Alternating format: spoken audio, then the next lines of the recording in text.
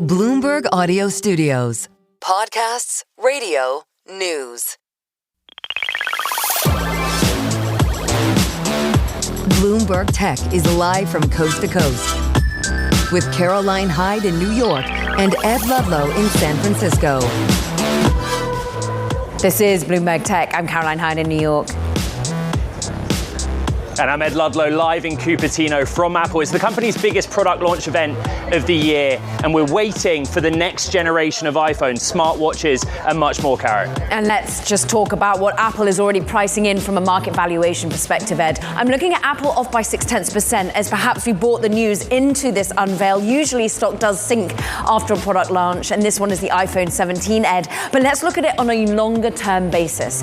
This company has added $430 billion in market capitalization since the end of July alone. We have really rallied, not enough to bring it green in a year-to-date perspective, though, Ed, but that's because we continue to worry about trade and so many other overhangs. The way I think about it, world's third most valuable company, half of revenue is iPhone. Apple's biggest product launch of the year is today, and the company, which has fallen behind in the generative AI race, will focus on hardware, show off the new iPhone 17 range. Let's bring in Bloomberg's global consumer tech managing editor, Mark Gurman. The basics, 17 base model through Pro and Pro Max, and in the middle, a 17 Air, per your reporting. Explain the features that come with the 17 Air, Mark, but also why does that matter? The 17 Air, that's going to be the big deal today. This is a slimmed down phone. On paper, it's a third thinner than the other new iPhones that you're going to see today. And this is an entirely new industrial design. It's something brand new for the company. They have not done an Air phone to this point. Obviously, there's the MacBook Air, there's the iPad Air, and now there's going to be the iPhone Air. This is going to be a pricey phone, not as pricey as the Pro models, but it's going to be quite expensive, right? Somewhere between $900 and around $1,000, give or take. It's going to only have one camera. It's going to have drastically less battery life than the Pro models, but this is going to be exciting. It's going to get people really interested in the phones this year. It's going to help draw people to Apple stores. It's going to give Apple a way to have a big marketing push going to the holiday season. But in my view, as I've written, the most popular phones will still remain the Pro phones, and those Pro phones will also still be the most practical new iPhones because of the better battery life, performance, and cameras. A lot of this, as you told us yesterday, is sort of a warm-up act to a foldable phone, having to make it as slim as possible and redesigning that camera. Tell us about some of the health perks that we're going to be getting. You've got a whole new lineup of smartwatches. We've also got AirPods really lifting their game. So the AirPods Pro 3, that is going to be a health-centric upgrade. Last year, they added hearing health features. This year, they're adding heart health features. So you're going to have a heart rate monitor in the AirPods for the first time. This is interesting for people who want to work out with their earbuds, which obviously is an extraordinarily common use case. But people who don't have Apple Watches, right? The Apple Watch, right? If you're like me, you have an Apple Watch, it has a heart rate monitor on there.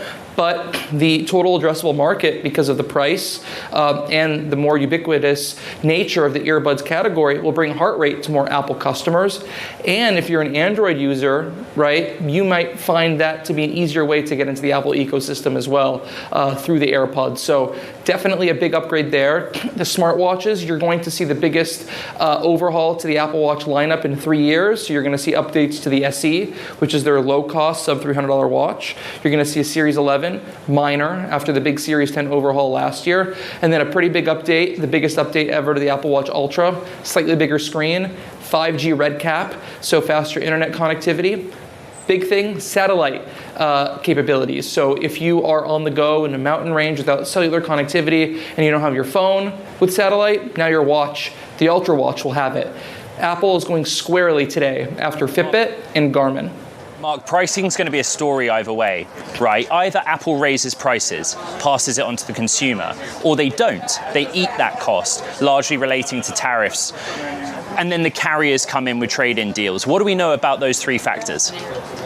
Yeah, so the pricing is interesting. You're right. Either way, it's going to be noteworthy. It's interesting because Samsung and Google both recently rolled out new phones, and they did not increase their prices. So the precedent is not set there for Apple to raise the prices, even though they do have the air cover of tariffs. If they do raise prices, They're not really going to get into it, but if they did, my bet would be they explain it away as this is the first redesign, major camera upgrades, new processors, whatever. They're not going to blame Trump and tariffs, because as we all know, that is a no-no with this administration.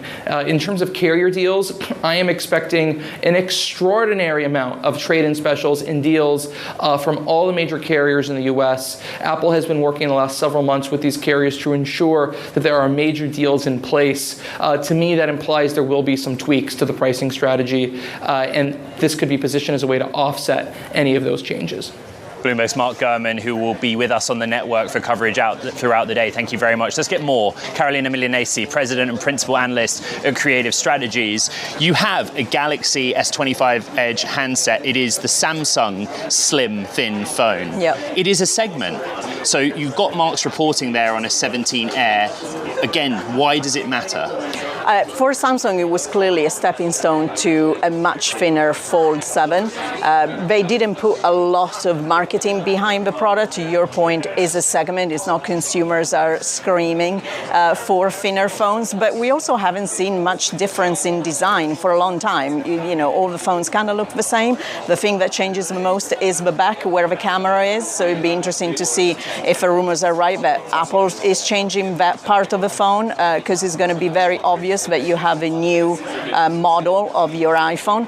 But yes, the thinner phone is something that vendors seem to be doing to lead their way to a foldable, which would make me wrong about Apple doing a foldable iPad before a foldable iPhone, which was always my theory.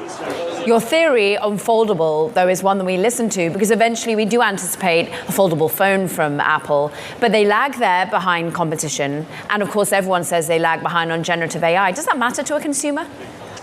I don't think that consumers are going into a store asking for AI. And I think what plays in Apple's favor, although they don't have a ton of time, is the fact that there's the assurance that when they're ready, the software will come with all the phones that you already have. So if consumers are drawn to this year's models because of the change in hardware design, they know, they have peace of mind in going in and buying now, knowing that when Apple Intelligence redesign will happen, they will have access to it.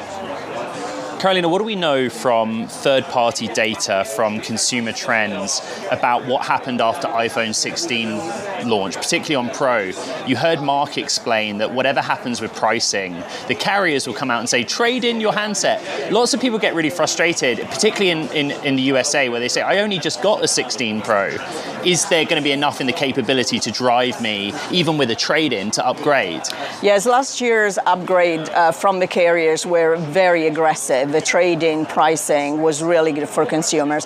I think, as always, you have a segment of the market that is going to hold on to their phone no matter what. Where it really makes a difference is the early adopters that will get that bump. Usually, the hardware redesign really drives a lot of upgrades, and I think that between what we've seen as rumor colors and then the thin design, people will get into the store. Whether or not they'll decide to buy, we'll see, depending on pricing, as you just discussed with Mark. May I ask in a quick fire round, how many iPhone events have you been to? Oh my God, since 2007, so many. A long time. We always say this is the biggest event for Apple in the year. I put it back to basics. iPhone is more than half of revenue. But this idea of a 17 generation with a thin, an Air thrown in the middle, where do you think that ranks in the history of the sort of storied Apple launches? I think to me, if it's true that this is a stepping stone to foldable, is a moment that is going to redefine the next generation. It'll be interesting to see how much they get into the architecture of the actual device, what have they changed, how they redesign. Making something thin is really hard when it comes to the phone, from battery size to not compromise your battery life, which was the biggest drawback for Samsung. And then the camera capability. You cannot have the same camera set as you do on a Pro Max. So how do you reinvent your camera to make sure that there's no compromise for people that care? Carolina, talk to us about caring on wearables. How important are the new iterations of AirPods, of the watches, going to be for you? I think they're really important, and there is a reason why Apple always does these three products together, because it is the trifecta of what being mobile is. I do think that the heart rate monitoring on the AirPods, if true, is going to be really interesting for Apple. There are people who don't want to wear a watch, or people that cannot afford to add that to their list of products that they own. And so having AirPods allowing you to work out and do what you need, you will see, my guess is a strong upgrade from regular AirPods to AirPod Pro. And so nice revenue uptick for Apple. What about to the bottom line? What about pushing up the price points of these? It'll be interesting to see if they're pushing up the price point. I agree totally with Mark that they cannot blame it on tariff. If they do, there is the precedent of both Google and Samsung not raising prices. So it'll be really hard for them to do that. I also do think that they're a moment where they want to make sure that their install base upgrades to the latest devices so that they have the latest chipset. That at the end of the day is what is going to matter for Apple Intelligence and AI in general. Carolina, when you're sat in the Steve Jobs Theatre, what is the one thing, the absolute focus for you in that moment that you're tracking? I'm still looking at how Apple brings everything together so that consumers stay tied to the ecosystem. That is going to be their biggest ticket to winning when it comes to AI. Carolina Milanese, President, Principal Analyst at Creative Strategies. She's going to be back on Bloomberg again after Apple's keynote this afternoon. So stay tuned. Meanwhile, coming up, Europe's AI infrastructure company, Nebius, soaring after it said it will provide Microsoft access to GPU infrastructure capacity. This is Bloomberg Tech.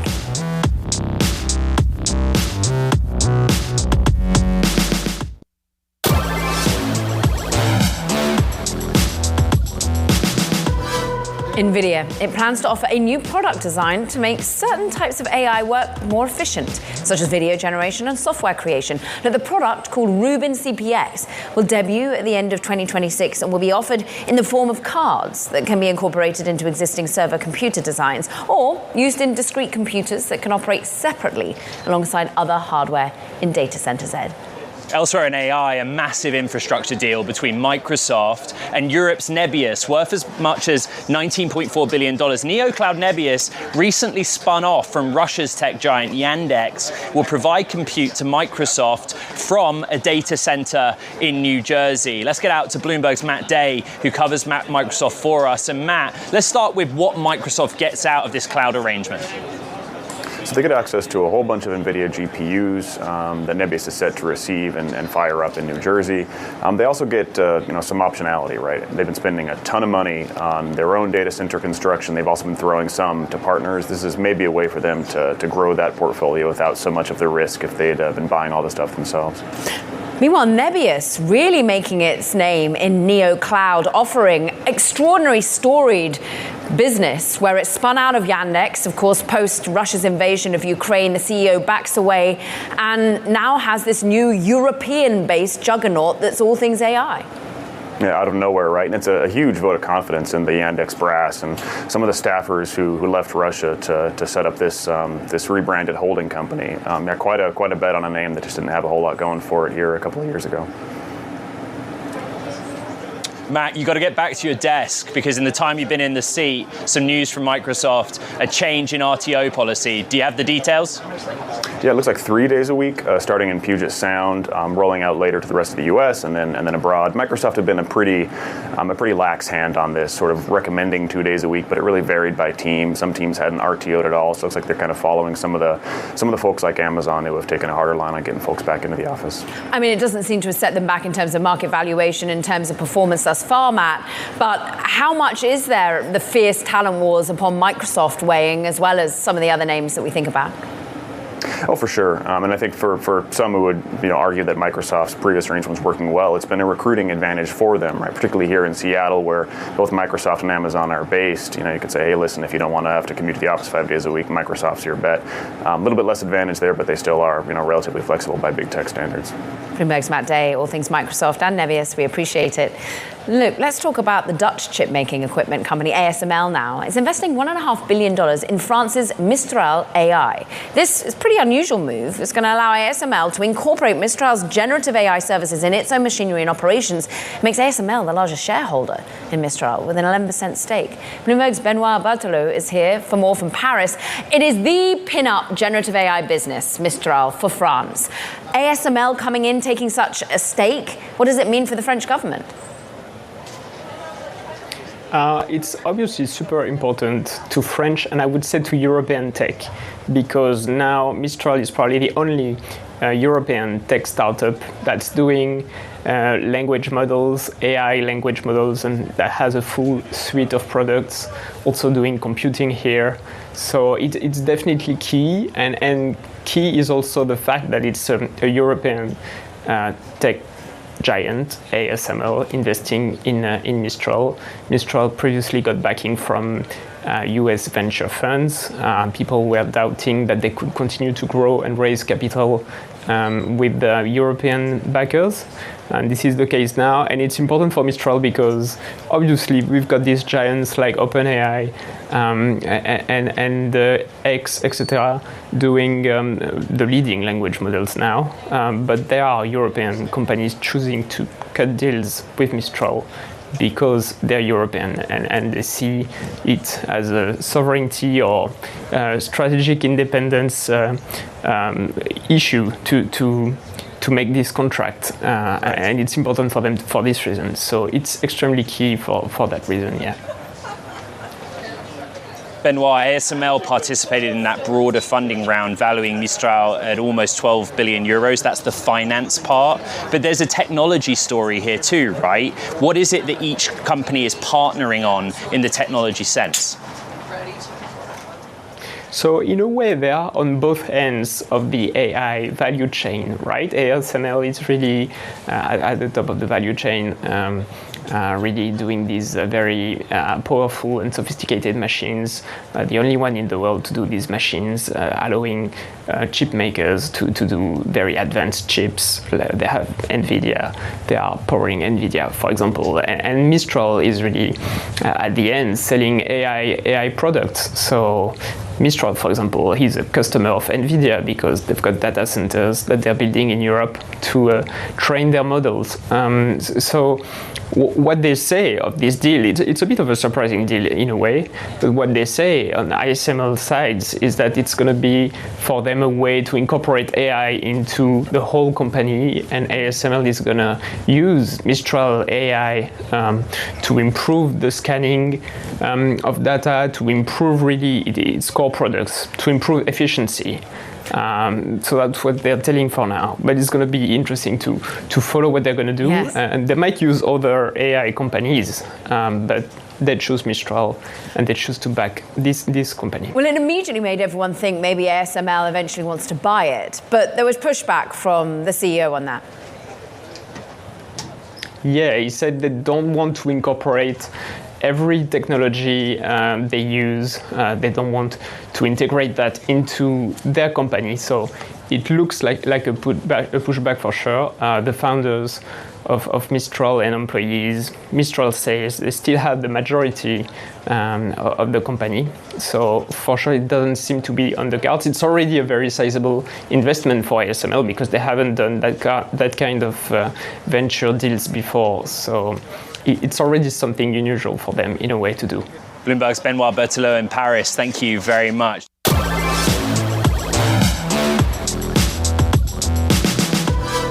A tech association funded by the likes of Apple and Google and other major tech companies, well, it's launching a new initiative to strengthen the frayed relationship between Democrats and Silicon Valley, all ahead of the 2026 midterm elections. And Bloomberg's Emily Birnbaum, who covers corporate lobbying for us, has that story. Look, support for the Trump administration, it has spiked among tech executives. So what does the Chamber of Progress hope to achieve here? Yes, they say that movement, that rightward shift in Silicon Valley is in part due to a reaction to the Biden administration's policies, which were much more skeptical and critical of big tech and AI companies. So they say, we're here to do some relationship counseling. Silicon Valley was once associated with Democrats. They want to bring us back to that more, Obama tech-friendly era. Emily, I'm live here at Apple Park in Cupertino, and in the story we note that Apple is one of a number of technology companies helping to fund this association.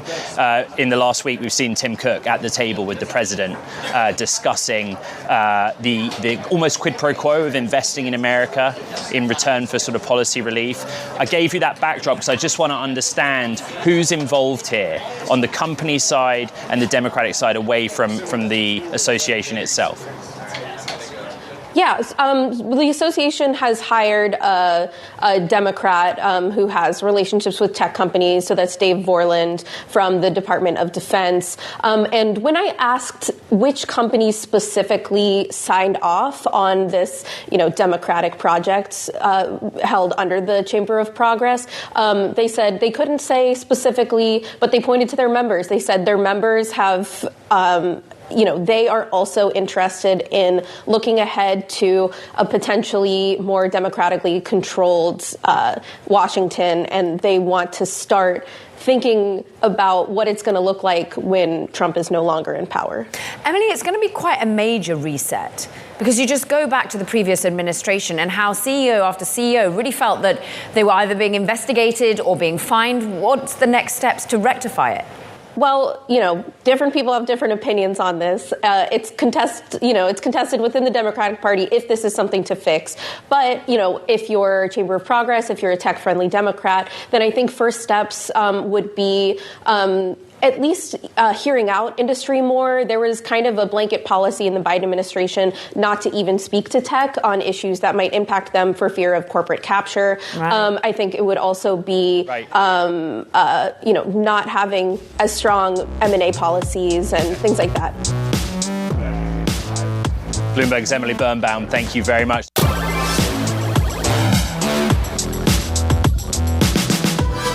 Welcome back to Bloomberg Tech. I'm Caroline Hyde in New York. And I'm Ed Ludlow live in Cupertino from Apple. It is iPhone day. I think it's worth thinking about the stock, Caro, right?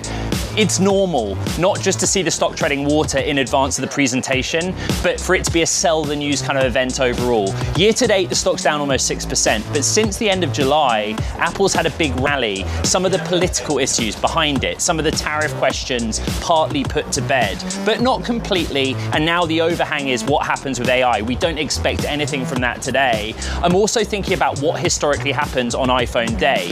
Yes, sell the news, but in the 30-day or 60-day period afterwards, we do sometimes see that stock rally where the handset of that generation has had a warm reception with the consumer. We're in the fiscal fourth quarter, we're entering the holiday period of the fiscal first quarter. That's why we're here, tracking the third most valuable company in the world and the latest handsets. What are you looking at? I'm looking at another stock that's rallied hard going into today, Oracle.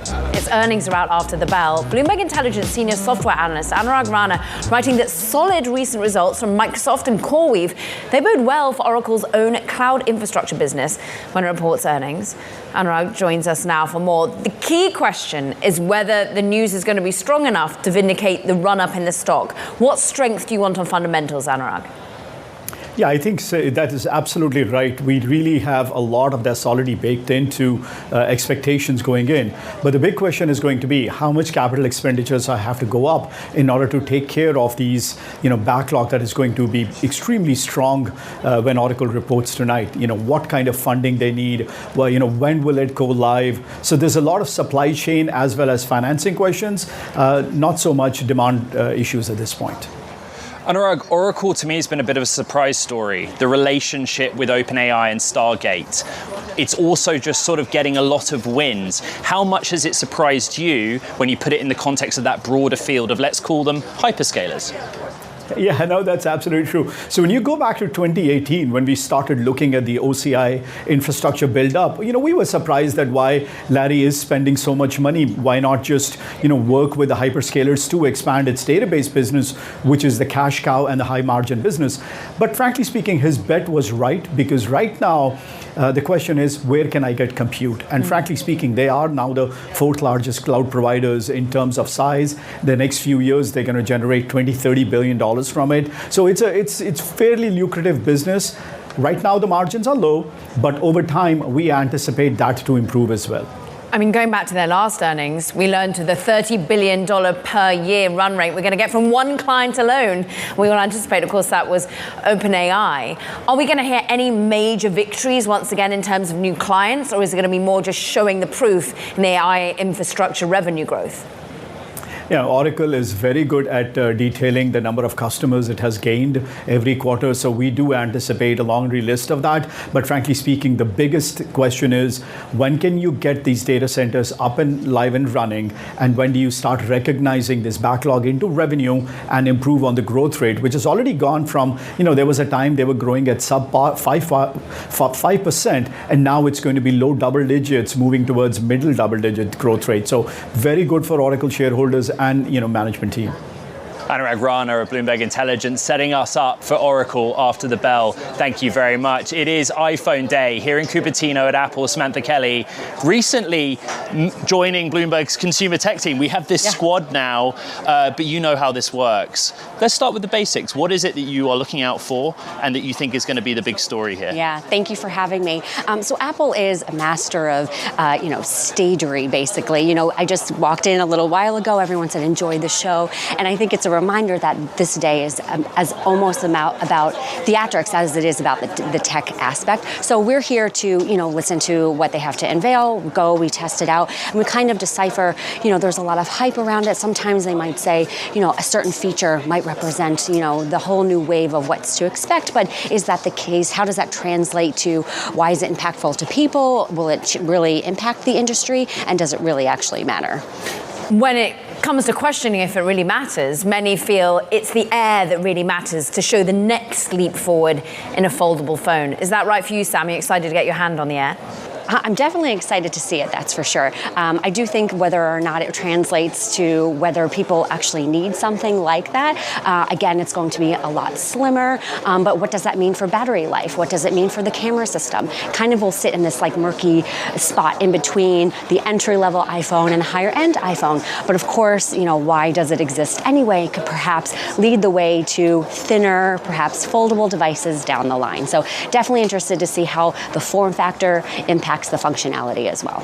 We perhaps assume or take for granted that everyone knows what's going to happen, but the basics are 10 a.m. local time, 1 p.m. New York time, a keynote, a presentation. Yeah. Take it from there. How does Apple usually do it? Do they just sort of come up front and say, okay, here's all the stuff? Do they tease things out? Yeah, what's interesting is it's changed in recent years. Before COVID, we used to come out here and it was a live presentation, a lot of excitement around that. What will they announce? Will the demo even work? More authentic. During COVID, they switched to live streams. A lot of other companies did that. A lot of companies have since switched back, but Apple is still doing the pre-recorded streaming. So it depends, wherever you are in the world watching, you're going to see what we're sitting in the lawn chairs watching. So what's different here is Tim Cook usually addresses the audience, says a few words. We watch the live stream, and then we get funneled into another room. We're able to try out, have some minutes with the devices for the first time, and that allows us to see sort of what they're conveying and how it translates to touch. Sam, people love the people behind these stories, and we know that actually a lot of key talent has been being lost from Apple, but largely in the AI sphere. Who are we going to see getting up on a pre-recorded stage today? Who's going to be making an impact? Yes, that's a great question.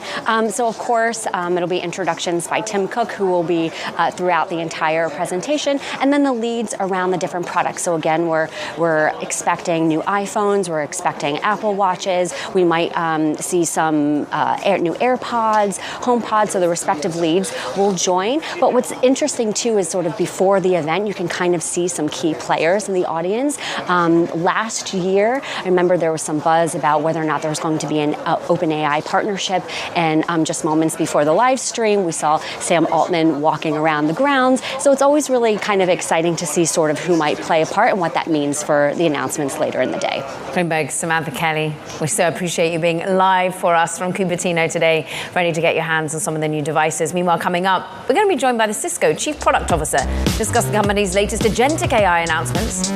This is Bloomberg Tech.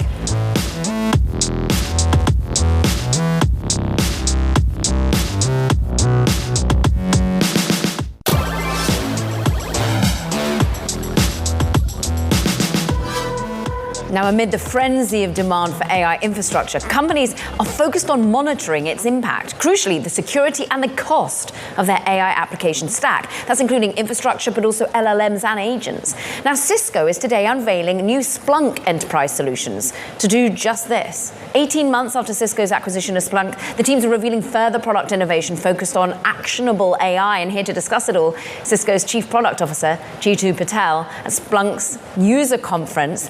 Jeetu, what is it that you really think Cisco can offer a world in which AI agents are going to be running left, right, and center? Caroline, it's good to see you again. Thank you for having me on the show. Look, if you take a step back, we are probably witnessing one of the most seismic shifts that we've seen in humanity with AI. And we're now squarely in the second phase of AI, where you're moving from these chatbots that intelligently answer questions to agents that are going to conduct tasks and jobs almost fully autonomously to automate workflows. Now, as that happens, we start to think about what are the constraints and impediments that might actually really limit the growth of AI. And we think there are three big constraints. First one is infrastructure, where you just don't have enough power, compute, networking, bandwidth to go out and satiate the demand for AI. Yeah. The second is a trust deficit, where if you don't trust these systems, you're not going to use them. And so you have to make sure that the safety and security is really well thought through. And the third one is a data gap. And in all these three areas, Splunk actually plays a pretty big role. We happen to be at the user conference of Splunk in Boston, and we've just made some pretty amazing announcements around what we're going to be able to do specifically around machine data and AI. So far, AI has been really good with human data and training models on human-generated data that's publicly available on the internet. What they've not been as good at is machine data. Yeah. And so what we want to do is make sure that we can actually have the time series machine data also be used to train these models. And we're excited about all the innovations that we've had so far. Jeetu, as the product innovator here, how is it that what is the technological feats that you have to do working alongside Splunk? What is it that you have to drive that's different from others? I feel like that formula is pretty simple, Caroline. It's in tech, you just have to be relentlessly obsessed about continuing to innovate and making sure that you keep listening to customers and creating solutions that are at least an order of magnitude better than what's available in the market. No one switches to you for 10% better. You have to be at least an order of magnitude better. And so we have this rule internally called be 10x better, and you're going to actually make sure that customers will get excited. And we saw that level of palpable energy today and at the event, where all of our customers were just completely excited about the machine data lake announcement we made. We made an announcement around an open source model for time series data. These are all really hard problems that actually require a level of assistance so that organizations can harness the full potential of AI because of the way that they can use data. Jeetu, is there evidence that Splunk's historic customers are using Cisco's other products and signing on for deals on that side, and vice versa, since you guys have closed? We've actually seen a lot of great evidence around it. In fact, just last quarter, we closed, one of the large financial service organizations that happened to be a great Cisco customer is also a Splunk customer. And we replaced another competitor in that account with Splunk. And let me tell you the reason why. If you really think about where Splunk shines is correlating data across multiple different sources.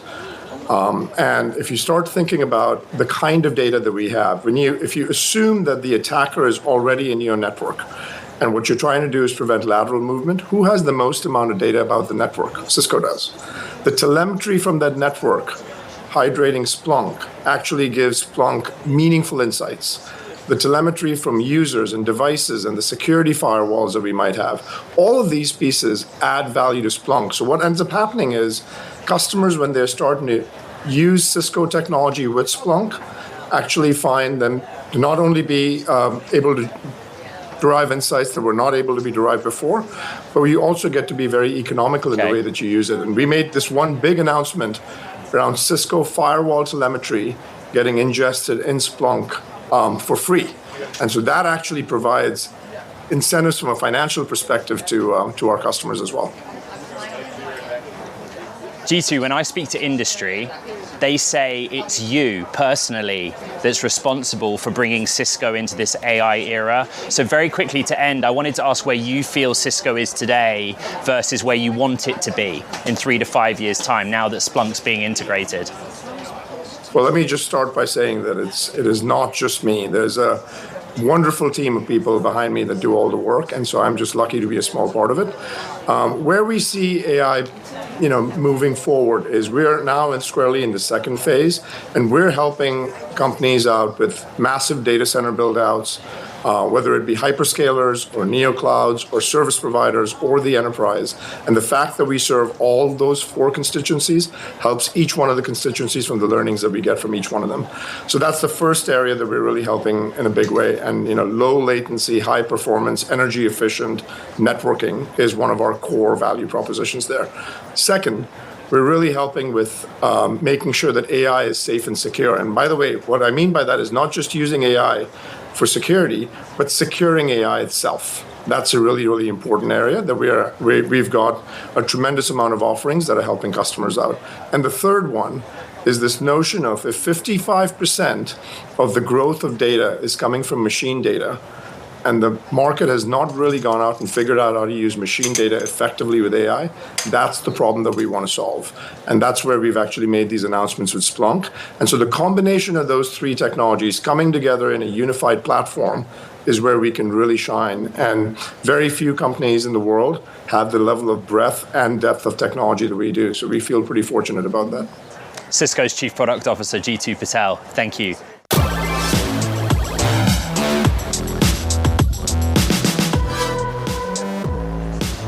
I'm joined now by Nabila Popal, Senior Research Director at IDC, where she focuses on smartphones and consumer electronics. Smartphone is key. And Nabila, it's good to see you again. I want to get something we haven't yet discussed in the show, which is upgrade cycle and what it will take, the capability of an iPhone 17 generation, the features to drive an upgrade cycle. Have you modeled for that? Absolutely. That's what we've been talking about for, I guess, as long as I can, the past few years. When is the next upgrade cycle going to come? And, we are right now looking at about a 40 plus, so almost 4-year upgrade cycle for iPhones. And this is what primes the iPhone 17. Regardless, obviously, there's big upgrades to the phone and device itself in terms of hardware. And of course, the very anticipated and excitement around iPhone 17 Air. But regardless of all that, or on top of all that, the Apple devices themselves are looking at a major upgrade cycle coming up because we're approaching that 4-year mark. So that's what we're, baking that in. Bloomberg's Mark Gurman reports that an iPhone 17 Air, a thin 5.5 millimeter thickness phone, will be eSIM. And he talks about how eSIM in the Chinese market, very interesting. Why is that an important factor? That's important because that makes it a barrier, right? Because the Chinese market right now, on top of all the other challenges that Apple is facing in terms of competition being very driven with all the AI features that they have been marketing to the hill, right? That's a big challenge for Apple, on top of the accelerated growth of Huawei and the support that they have from the government, as well as the consumer loyalty. The eSIM feature, despite the excitement that the consumers have with the ultra slim device, device. The fact that it is not going to support that is going to be another challenge. So yes, the Chinese market, we're still expecting, again, regardless of, on top of, despite the great upgrades that the 17 will bring, there is excitement in the Chinese market, but we're still expecting a decline. So it's still going to be a tough, uphill battle for Apple in China. Nabila, how price sensitive are, China, if you even call it an emerging market now, but India, they've been making scale there. How much is price and ability to move higher on some of these newer and the ones you're excited about, the slimmer versions? So I'm glad you brought India and some of these emerging markets up. I think what's interesting is that despite these markets being extremely price sensitive traditionally, right, we've seen the opposite trend. We've seen, especially in India, the largest ASP growth in history for the Indian market in Q2 right now.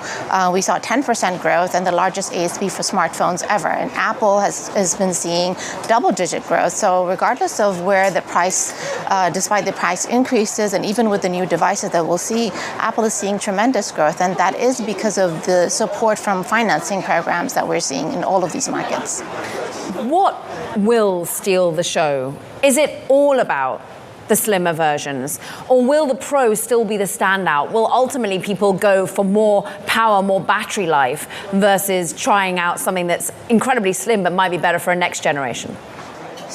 Again, great question. And for me, I think it depends. It's going to be a combination. And I think that's what Apple is doing really well, and it's an ingenious move because with the Slim, they've gotten the buzz, the marketing, and a great lead up to the event because the Slim will hit the mark with a lot of consumers, or with few consumers actually, than the majority of consumers who are looking for camera better performance. So the Pro will hit the majority of consumers, so will generate more volume and certainly more revenue for Apple. But the Slim device will also hit the mark. So I think combined is what will lead to a bigger upgrade cycle for Apple this year. And that's why, as a result, for total, so if you look at the 17 series, we're expecting them to do bigger volume than the 16. Very, very quickly, trade-ins, how big a factor will that be, particularly in America? Very quick. Huge.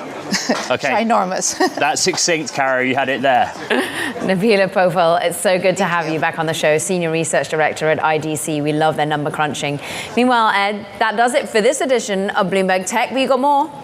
Yeah, stay with us throughout the news day for more on Apple. Special coverage later today, very focused on pricing. Bring in the tariffs and the political story. And as Nabila just talked about, huge factor is trade-ins. From New York, from Cupertino, keep all eyes on Apple, one of the most valuable companies in the world. This is Bloomberg Tech.